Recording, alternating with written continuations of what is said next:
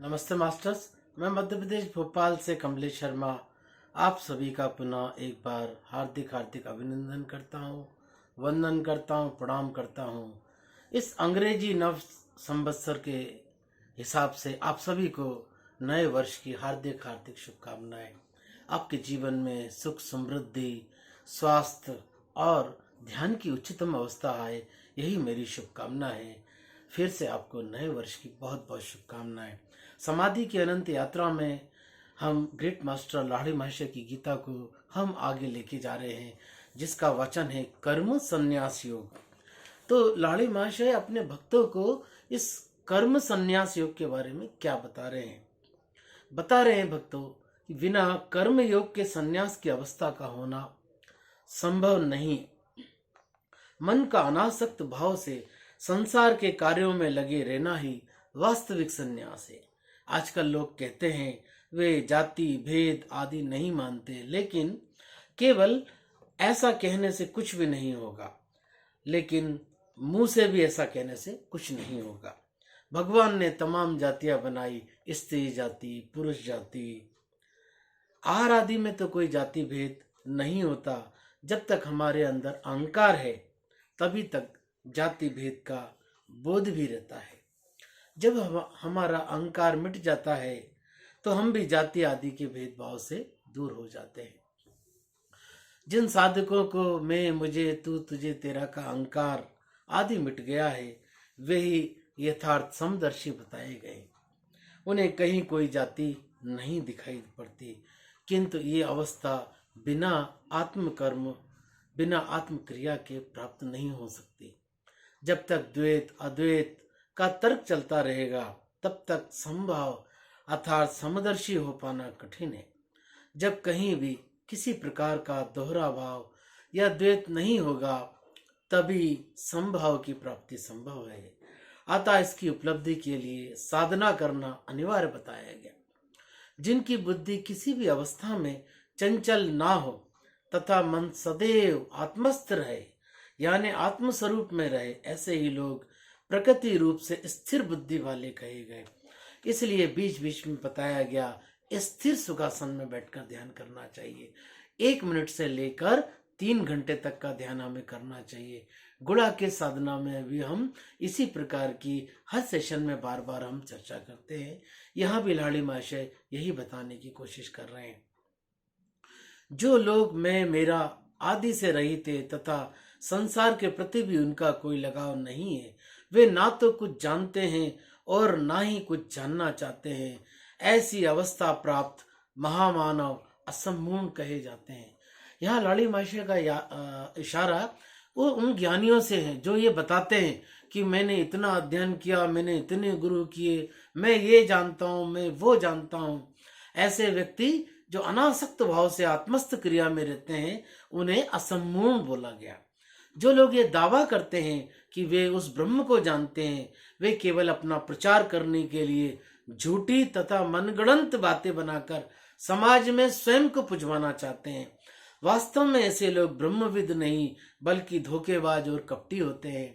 Friends, यहाँ ये बता रहे लाहिड़ी महाशय कि जो व्यक्ति ब्रह्म को जान लेगा वो भला उस अव्यक्त ब्रह्म की वाणी को कैसे बता पाएगा।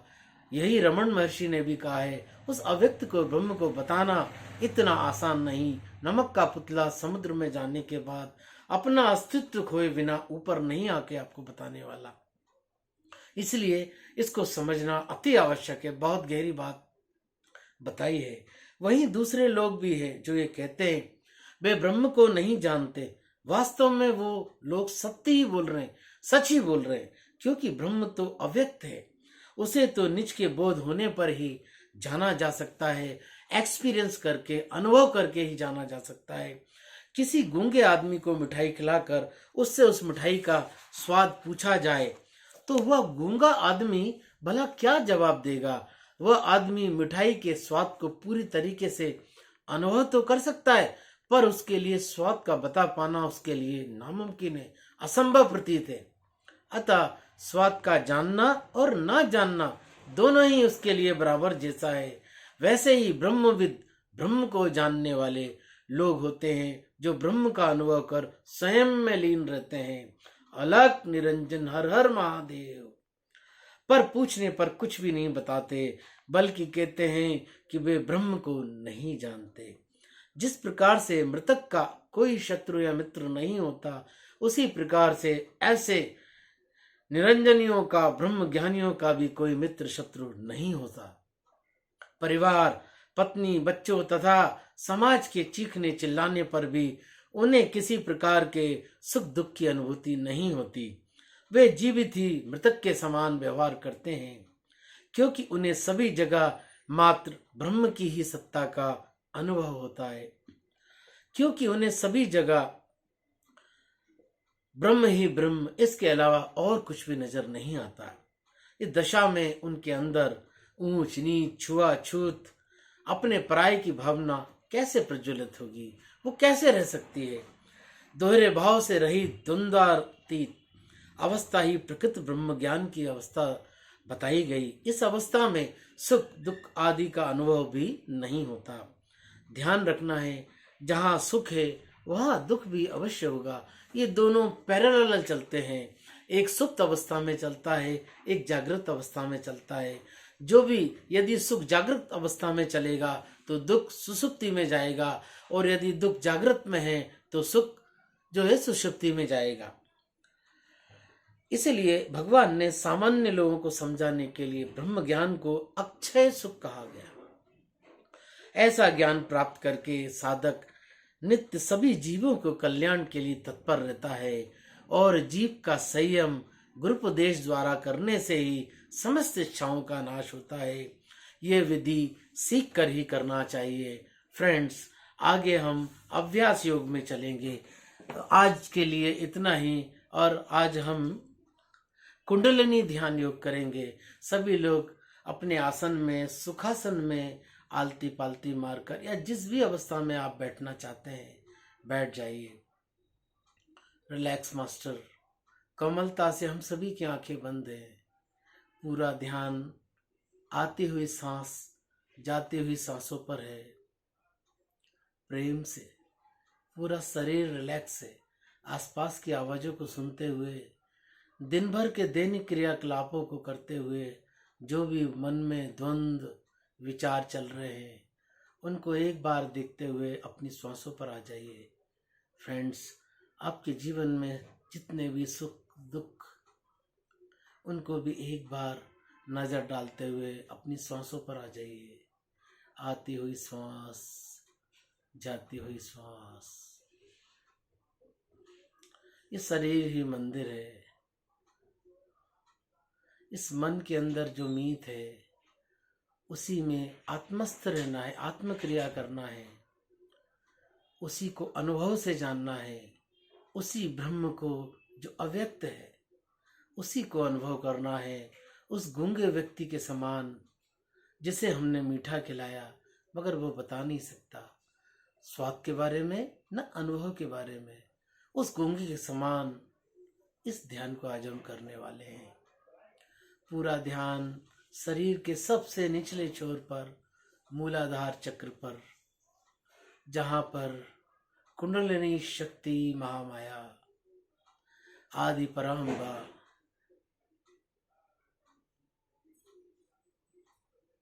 बिल्कुल अपने अस्तित्व में विराजमान है,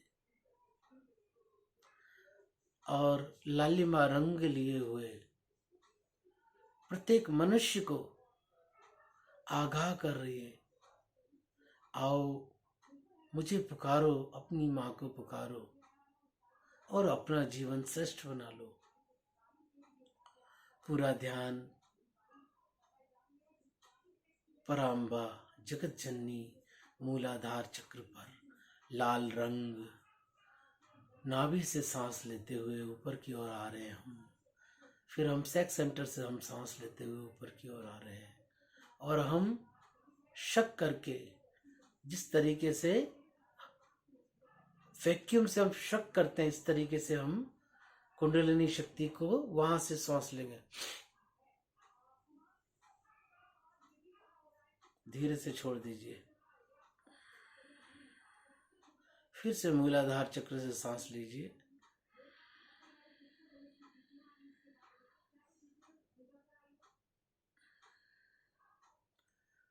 नित्य प्रतिदिन अभ्यास से हम मूलाधार चक्र से सांस लेना सीख जाते हैं। अलग अलग चक्रों से सांस लेने पर अलग अलग अनुभव आते हैं, अलग अलग आनंद की अनुभूति होती है, अलग अलग विकारों का दमन होता है, शमन होता है। पूरा ध्यान आती हुई श्वास, जाती हुई श्वास पर। Observe your breath. पूरी बॉडी में वाइब्रेशन, आध्यात्मिक स्पंदन, उस दिव्य ऊर्जा का स्पंदन। पूरा शरीर लाल रंग के प्रकाश से प्रज्वलित हो रहा है। आपकी बॉडी हल्की हल्की शेक करती हुई। पूरा ध्यान मूलाधार चक्र, लाल रंग, और वहां से सांस ऊपर की ओर आती हुई। आसपास की आवाजों को सुनते हुए पूरा ध्यान मूलाधार चक्र पर लगाएंगे और मन ही मन जाप करेंगे। गम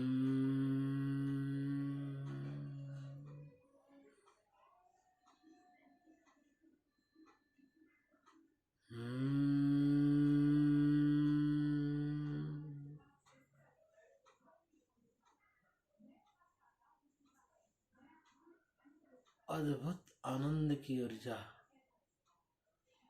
पूरे शरीर में आध्यात्मिक स्पंदन का वाइब्रेट होना ये बताता है आप ठीक तरीके से ध्यान कर रहे हैं। आप ठीक तरीके से स्थिर सुखासन में बैठे हैं। आप ठीक तरीके से श्वास लेना सीख रहे हैं। इस आध्यात्मिक स्पंदन का आनंद लीजिए। ज्यादातर ध्यान मूलाधार चक्र पर, लाल रंग। फ्रेंड्स, किसी भी चीज को विजुअलाइजेशन नहीं करना, ना ही कल्पना के क्षेत्र में उड़ान भरनी है। जो है सो भीतर है, अपने आप प्रकट हो जाएगा। जो व्यक्त है वही अव्यक्त है।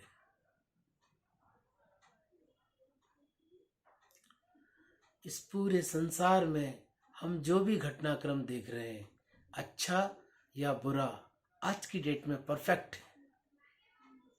उस पर किसी भी प्रकार का लेबल लगाना, ये अच्छा ये बुरा, इन दोनों के बीच से वो यात्रा हमारी आरंभ हो चुकी है। तभी हम समदर्शी बनेंगे, तभी उस अव्यक्त ब्रह्म को उस गूंगे के समान जानने में सक्षम हो सकेंगे। अलौकिक ऊर्जा का स्पंदन, पूरे शरीर में लाल रंग का प्रकाश। जिस प्रकार प्रातः सूर्योदय होते समय सूर्य अपनी लालिमा के साथ पहली अवस्था में होता है, उसी प्रकार का रंग देखने की कोशिश कीजिए। जो व्यक्त है उसी को अव्यक्त कहा गया, उसी को अव्यक्त ब्रह्म कहा गया। वही अनादि है, उसी अनादि को हम ईश्वर कहते हैं, सत्यम शिवम सुंदरम कहते हैं।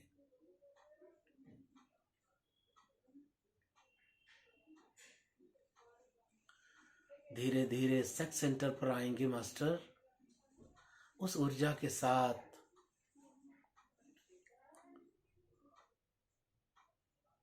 प्यार से जल तत्व, सेक्स सेंटर, स्वादिष्ठान चक्र, प्रेम से आइए, प्रेम से ध्यान दीजिए। जितनी भी बीमारियां हैं, मेल और फीमेल, पुरुष और महिलाओं में, उसका केंद्र भी यही है। और ऊपर आएंगे, स्वादिष्ठान चक्र से ऊपर उठते हुए मणिपुर चक्र, अग्नि चक्र। इसी चक्र में हमको अपनी सांसों की यज्ञ की आहुति देना। ये पूरा शरीर यज्ञ कुंड कहा गया। उस शरीर में जो अग्नि, जो समिधाएं जल रही हैं, वो मणिपुर चक्र में है। और हम अपने हाथों से जो आहुति देते हैं इनहेल करके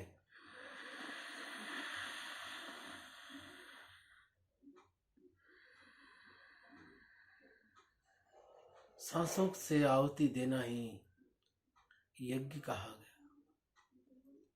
यही आगे चलकर अश्वमेध यज्ञ का कहलाता है। मन के अश्व को मारना अश्वमेध यज्ञ कहलाता है।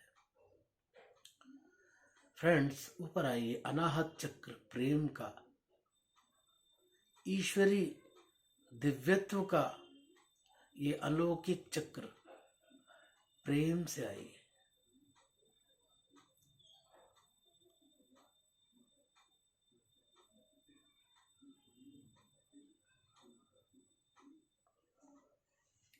इस चक्र से ऊपर की ओर उठते हुए नीलकंठ भगवान शंकर का स्थान, वैकुंठ ऊपर है, कैलाश नीचे है। उस कैलाश पर्वत पर विशुद्ध चक्र पर अपना आसन जमाए, धूनी जमाए, स्मशान में कैलाश, सर्पों की माला, हाथ में त्रिशूल, खप्पर, गले में मुंड माला, और समुद्र मंथन के समय जितना भी विषय उसको धारण करते हैं। प्रेम से ध्यान दीजिए और ऊपर आइए, वैकुंठ लोक पर आइए, सत्य लोक में आइए, ज्ञान लोक में आइए, आज्ञा चक्र में आइए, भ्रुकुटी पर आइए, थर्ड आई पर आइए। छोटा सा प्रकाश सितारे की ओर, जिसके 5 कोने हैं, उस 5 कोने के तारे के भीतर देखने की कोशिश कीजिए। यही वो गुप्त, यही वो लुप्त विद्या है जो लाहिड़ी महाशय अपनी गीता में बताने की कोशिश कर रहे हैं। इसको भेदना ही परम लक्ष्य कहा गया, इसको भेदना ही समाधि की अनंत यात्रा कहा गया। फ्रेंड्स, प्यार से देखिए, दोनों बहों के बीच जहाँ माताएं बिंदी लगाती हैं, छोटा सा 5 कोनों का झिलमिलाता हुआ सितारा, जिसके अंदर के कोने सप्तरंगी इंद्रधनुष के कलर को लिए है,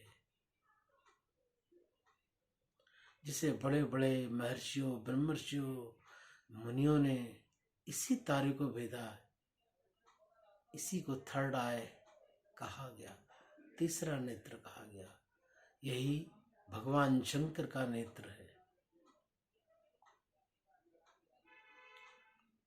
यही विश्राम से हम उस राम के, उस अनादि के दर्शन करते हैं। यहीं से हमारी अलौकिक लीला प्रारंभ होती है। यहीं से उस गूंगे के स्वाद के जैसे वो हम अनुभूति कर पाते हैं, अव्यक्त ब्रह्म को जान पाते हैं। पूरी कुंडलिनी शक्ति अवेक होते हुए सारे चक्रों से, पूरे प्रकाश से आभा मंडल को घेरे हुए इस तारे के आसपास इकट्ठी हो रही है। पूरी ऊर्जा प्रकाशमान, पूरा मस्तिष्क, पूरे शरीर में अलौकिक स्पंदन, ऊर्जा का अनुभव कीजिए। और ऊपर आइए फ्रेंड्स, सहस्त्रार चक्र पर आइए।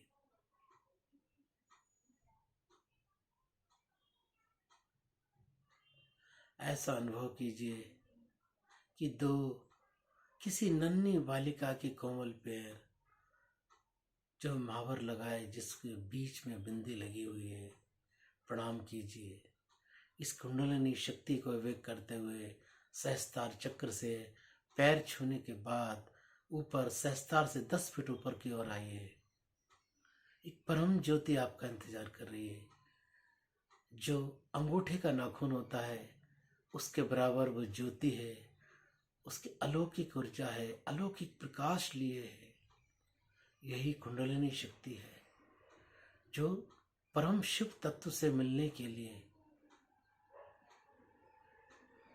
संभोग से भी अधिक आनंद है। इस ज्योति का मिलन शिव से होने पर इस आनंद को ही ब्रह्मानंद कहा गया। वननेस कहा गया। इस ब्रह्मानंद की अवस्था में रहना ही परम सौभाग्यशाली माना गया, द्विज कहा गया। इस ज्योति का दर्शन कीजिए। एक दिन ये ज्योति परम शिव में जैसे ही विलीन होने लगेगी, मान लीजिए आपकी कुंडलिनी शक्ति अवेक हो गई। हम आने वाले सेशन में इसी प्रकार कुंडलिनी ध्यान के बारे में बताते रहेंगे। प्रणाम कीजिए। ज्योति का दर्शन किया आपने, वापस सहस्त्रार चक्र में आइए। माता के दोनों पैरों को फिर से प्रणाम कीजिए। शिव भी ऊपर है और माँ भी ऊपर है। धीरे धीरे आज्ञा चक्र में आएंगे और नीचे विशुद्ध चक्र में उसी ज्योति को दर्शन करते हुए, उसकी एनर्जी को फील करते हुए विशुद्ध चक्र में, अनाहत हृदय चक्र में आएंगे, मणिपुर चक्र में आइए, स्वादिष्ठान चक्र में आइए और मूलाधार चक्र में आइए। सातों चक्र को प्रणाम करते हुए अपने अपने इष्ट मित्र गुरुओं को प्रणाम कीजिए प्रेम से। पूरा शरीर आध्यात्मिक स्पंदन ऊर्जा से भरा हुआ अलौकिक आनंद का अनुभव कीजिए। इसी अवस्था में बिना हिले डुले 2 मिनट ध्यान करने वाले।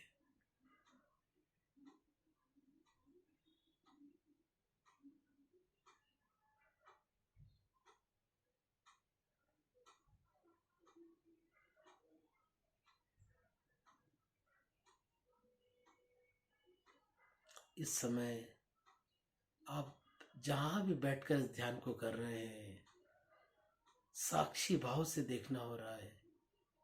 आसपास की आवाजों को आते हुए भी आपका ध्यान वहां नहीं जा रहा, आपके आत्म स्वरूप में ही वो स्थित हो रहा है। बस यूं ही कई घंटों बैठे रहे, इसी अलौकिक आनंद का मजा लूटते रहे।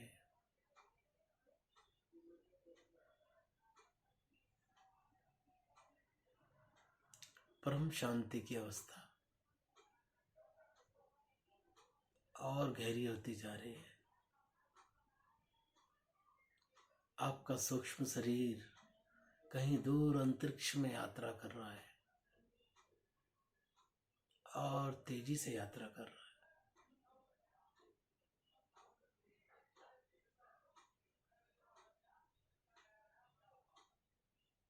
अनहद नाद थोड़ा थोड़ा स्लो स्लो सुनाई दे रहा है, सुनने की कोशिश कीजिए।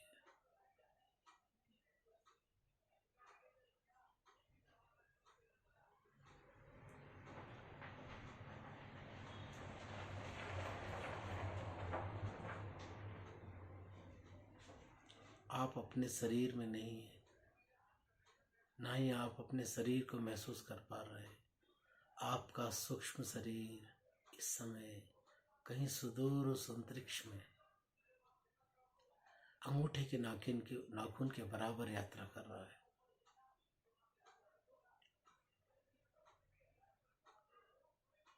फ्रेंड्स, हम ही सृष्टि करता है। आपकी उपस्थिति से ये संसार व्यक्त हो रहा है, आपकी उपस्थिति में ये सारे कार्य हो रहे हैं। माने या ना माने, इसको जानना ही अव्यक्त ब्रह्म कहा गया।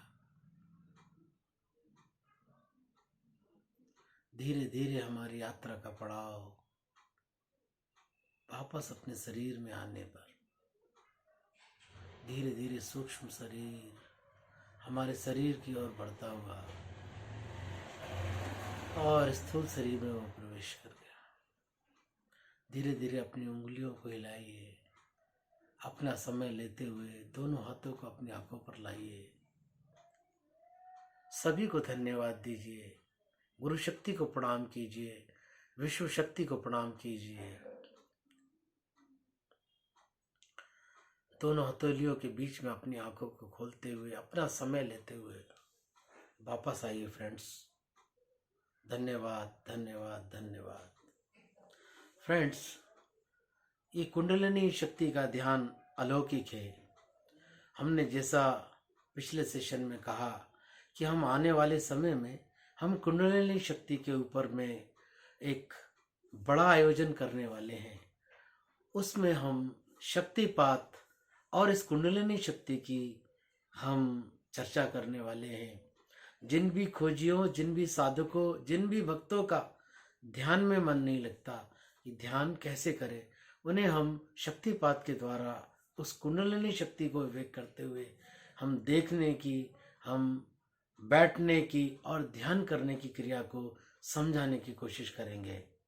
इसके बाद कैसा भी साधक हो जिसने कभी भी ध्यान नहीं किया हो, वो इस कुंडलिनी शक्तिपात से सहजता से ही एक एक घंटे से ऊपर ध्यान करने की स्थिति में तत्पर हो जाता है और धीरे धीरे ध्यान की अवधि को बढ़ाते हुए उस अव्यक्त ब्रह्म की यात्रा में, उस समाधि की अनंत यात्रा में शामिल हो जाता है। मैं अपनी वाणी को विराम करते हुए आप सभी को फिर से नए वर्ष की शुभकामनाएं देते हुए प्रणाम करता हूँ, वंदन करता हूँ। फिर हम अगले पड़ाव में मिलेंगे।